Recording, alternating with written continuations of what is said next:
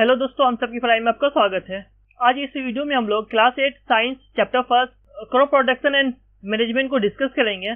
इस चैप्टर का मेरा चौथा वीडियो है। आज का जो टॉपिक है सोविंग यानी बुआई। Sowing is an important part of crop production. फसल उत्पादन के लिए आपका जो बुआई है वो एक इम्पोर्टेंट हिस्सा है।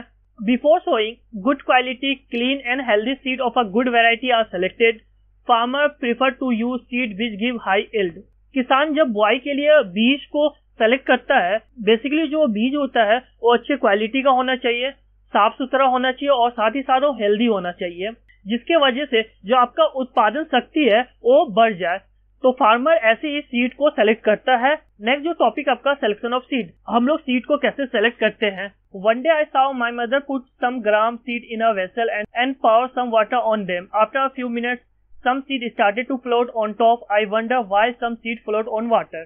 इस चैप्टर में जो आपका कैरेक्टर थी पहली, उसने अपनी माँ को कुछ चने की बीज को एक बीकर में रखते हुए देखी थी। उस बीकर के अंदर कुछ पानी था।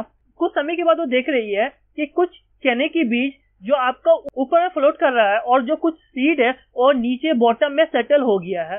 तो सोच रही है कि ऐसा क्यों होता है, क्यों कुछ सीड जो पानी के ऊपर में तैरता है।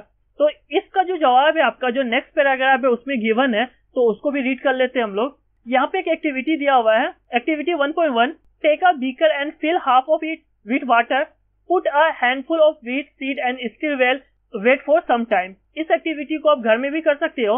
इस एक्टिविटी को करने के लिए या तो आप कोई गिलास ले लेना या फिर कोई बाल्टी आप ले लेना और उसमें कुछ जो सीड है उसको डाल देना और साथ ही साथ उसमें पानी को भी डाल देना और ऐसे एक लकड़ी का स्टिक को लेकर इसको अच्छे से मिला देना है। उसके बाद कुछ समय तक आपको वेट करना है। Are these seed which float on water, क्या उसमें से कुछ सीड आपके वाटर में फ्लोट कर रहा है, जैसे यहाँ पे आपको नजर आ रहा है। वुड दोज बी लाइटर और heavier than those which sink, जो सीड आपका वाटर में फ्लोट कर रहा है उसका वेट को कंपेयर करना है जो यहाँ पे बॉटम में सेटल हो चुका है। जो सीड ऊपर में फ्लोट कर रहा है वो हल्का है या फिर भारी है, आपको कंपेयर करना है नीचे में जो सेटल सीड है उससे। Why would they B lighter, और फिर यहाँ पे खुद इस जो क्वेश्चन है उसका खुद ही आंसर दे दिया है कि जो ऊपर में जो तैर रहा है वो हल्का क्यों होता है। और इसका जो आंसर यहाँ पे गिवन है, damage seed become hollow and are thus lighter therefore they float on water. आपका जो डैमेज सीड या जो खराब सीड है उसके अंदर में खाली जगह रहता है, इसी वजह से वो हल्का रहता है और इसी वजह से वो पानी में तैरता हुआ नजर आता है। यानी हम कह सकते हैं कि जो पानी में जो सीड तैर रहा होता है या ऊपर पार्ट में है वो आपका खराब सीड होता है और जो बॉटम में सेटल है वो आपका अच्छा सीड रहता है। जो एक्टिविटी है उसको आप घर में भी करके जो यहाँ पे ऑब्जर्वेशन है आप ऑब्जर्व कर सकते हो। This is a good method for separating good healthy seed from the damage one. अभी हम लोग जो एक्टिविटी देख रहे हैं या जो मेथड को देख रहे हैं वो एक अच्छा मेथड है कि अच्छे सीड को हम खराब सीड से कैसे सेपरेट करें।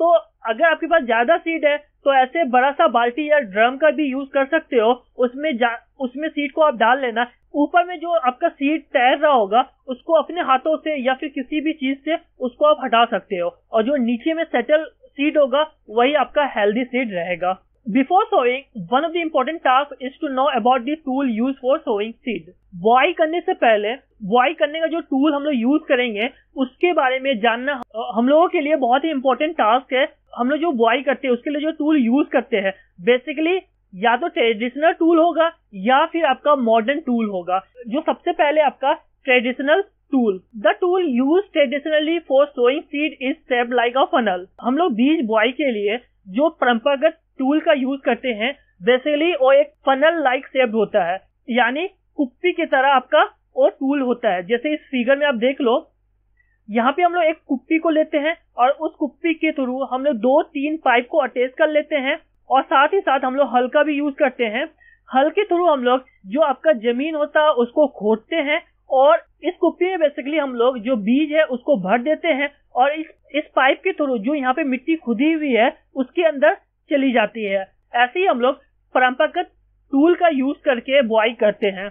The seed are filled into the funnel, जैसे अभी हम लोग डिस्कस कर चुके हैं, जो आपका फनल लाइक शेप उसमें हम लोग जो सीड है उसको फिल कर लेते हैं। Pass down through 2 or 3 pipes having sharp end, हम लोग उसके साथ 2-3 पाइप को अटैच कर लेते हैं जिसका एंड बहुत ही ज्यादा साफ होता है, यानी कह सकते हो नोकीला टाइप का होता है, जो इजीली मिट्टी के अंदर पुश हो जाता है और ये सीड उस पाइप के थ्रू जमीन के अंदर चली जाती है। These in burst into the soil and place it there. Next अब हम लोग मॉडर्न टेक्नोलॉजी की बात कर लेते हैं, जिसके थ्रू हम लोग सोविंग करते हैं, उसको हम लोग सीड ड्रिल कहते हैं। Nowadays the seed drill is used for sowing with the help of tractor. आजकल जो हम लोग बुआई के लिए सीड ड्रिल का यूज करते हैं, उसको बेसिकली हम लोग ट्रैक्टर में अटैच कर लेते हैं। जैसे यहाँ पे फिगर में आपको दिया हुआ है, जैसे ये ट्रैक्टर हो गया आपको, उसमें ही हम लोग सीड ड्रिल को अटैच कर लेते हैं और फिर जो यहाँ पे बॉक्स है, इस बॉक्स में हम लोग सीड डालते हैं। हम लोग जो सीड ड्रिल का यूज करते हैं उसका बहुत ज्यादा एडवांटेज है। हो सकता है आपको क्वेश्चन में पूछे कि हम लोग जो सीड ड्रिल का यूज करते हैं उसका क्या क्या एडवांटेज है, तो आप लोग इस पैराग्राफ से लिख सकते हो, this shows the seed uniformly eight equal distance and depth. एक तो आपका हर सीड का जो डिस्टेंस है वो इक्वल होता है और साथ ही साथ जो उसकी गहराई होती है वो इक्वल होता है।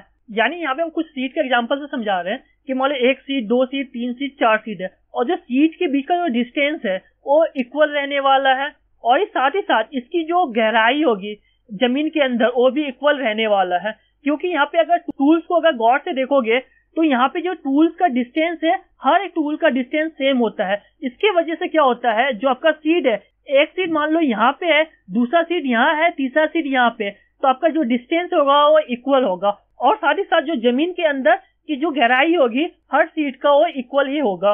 It ensure that seed get covered by the soil after sowing. जो सीड ड्रिल है वो इंश्योर करता है, जैसे ही आपका सीड जमीन के अंदर चले जाती है, बॉय कर लेते हैं, जो मशीन है उस गड्ढे को मिट्टी से भर देता है, यानी कवर अप कर लेता है, जिससे क्या होगा आपका, this protect seed from being eaten by birds. जब आपकी सीड मिट्टी से ढक जाती है, आपका जो बर्ड है वो उसको खा नहीं सकती।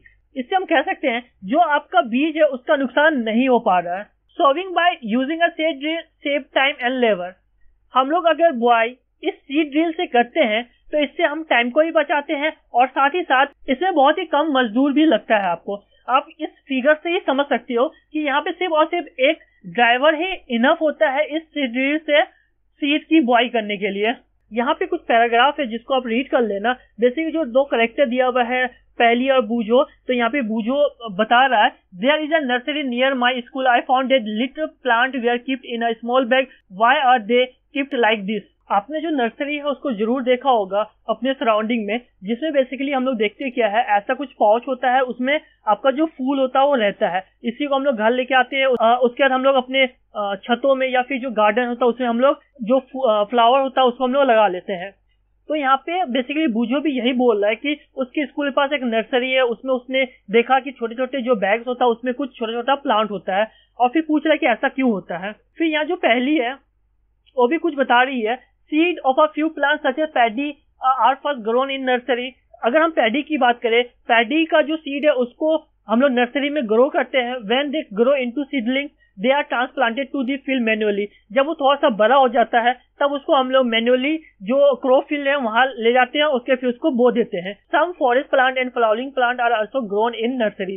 तो नर्सरी में आपको कुछ फॉरेस्ट प्लांट छोटे छोटे जो हर्ब्स है वो भी देखने को मिल जाएगा और कुछ आपका जो फूल वाला जो पौधा होता है वो भी देखने को मिल जाएगा। तो बेसिकली जो इम्पोर्टेंट पार्ट है जो पैडी होता है आपका, अगर आप में से कोई भी गांव से बिलोंग करते हो या कभी भी धान की जब खेती होती है, अगर उस समय आप गांव गए होगे तो आपको नजर आएगा धान की जब बुआई होती है तो आपको ऐसे गट्ठा करके धान होता है। बेसिकली जो धान है इसको हम लोग कहीं और आपका जो बीज है उससे हम लोग इसको उगाते हैं। Appropriate distance between the seed is necessary to avoid overcrowding of plant। जब हम लोग बुआई करते हैं तो जब हम लोग बीज को बोते हैं उसके बीच में आपका उचित डिस्टेंस या उचित दूरी होना चाहिए। इससे आपका क्या होगा कि जो क्रॉप में ओवरक्राउडिंग नहीं होगा। तो ओवरक्राउडिंग अगर नहीं होगा तो उसके बहुत सारे फायदे हैं, जैसे कि this allow plant to get sufficient sunlight, nutrient and water from the soil. अगर क्रॉप के बीच में ओवरक्राउडिंग नहीं होगा तो जो भी यहाँ पे क्रॉप्स को हम लोग ग्रो कर रहे हैं सबको अच्छे अमाउंट में सनलाइट, न्यूट्रिएंट और वाटर आपको मिलेगा। मान लो यहाँ पे फिगर फर्स्ट में देखो, जो आपका क्रॉप के बीच में आपका एक उचित दूरी है। अब जो इस मिट्टी के अंदर जो आपका न्यूट्रिएंट और जो वाटर होगा अच्छे अमाउंट में, इस क्रॉप को भी, इस क्रॉप को भी और इस क्रॉप को, यानी सब क्रॉप को आपको अच्छे अमाउंट में न्यूट्रिएंट और वाटर मिलेगा, जिससे आपको जो फसल होगा वो बहुत ही अच्छा होगा। लेकिन यही अगर फिगर 2 में देखो, यहाँ पे जो आपको क्रॉप के बीच का जो डिस्टेंस है वो बहुत कम है, बहुत ही ओवर क्राउडिंग या बहुत ही घना है यहाँ पे। अब इसकी वजह से क्या होगा, जो आपका यहाँ पे न्यूट्रिएंट वाटर या जो फिर सनलाइट भी है आपका, इसके लिए यहाँ पे जो कंपटीशन है वो बहुत ज्यादा बढ़ जाएगा। अब आपका क्या होगा, जो न्यूट्रिएंट वाटर है यहाँ पे सब क्रॉप डिस्ट्रीब्यूट कर लेगा। अब होगा क्या, किसी प्लांट को बहुत कम न्यूट्रिएंट या वाटर मिलेगा, किसी को थोड़ा ज्यादा मिलेगा, किसी को थोड़ा सा और ज्यादा मिल जाएगा। इससे क्या होगा, जो आपका फसल का उत्पादन होगा वो ठीक ठाक नहीं होगा, कोई आपका खराब हो जाएगा, कोई थोड़ा ठीक होगा। इसी वजह से जब हम लोग बुआई करते हैं, सीड के बीच में एक उचित दूरी होना चाहिए। तो हम लोग जो सीड ड्रिल का यूज करते थे, जिसके एडवांटेज में हम लोग देखे भी थे, तो इसमें क्या होगा, अगर उचित दूरी होगा तो आपका फसल भी बहुत ज्यादा अच्छा होगा। At times a few plant may have to be remove to prevent overcrowding. तो इसी वजह से हम लोगों के लिए जरूरी हो जाता है कि अगर फसल के बीच में दूरी नहीं है, ओवरक्राउडिंग है, तो हम लोग कुछ जो क्रॉप्स है उसको रिमूव कर लेते हैं, या फिर क्रॉप फील्ड में अगर अनवांटेड प्लांट उगना स्टार्ट हो जाता है तो उसको भी हम लोग रिमूव कर लेते हैं, जिसको हम लोग वीडीसाइड कहते थे। इससे पहले भी एक वीडियो हम लोग हल्का सा डिस्कस किए थे कि क्यों वीडीसाइड हम लोगों के लिए इंपॉर्टेंट होता है। आज के लिए बस इतना ही।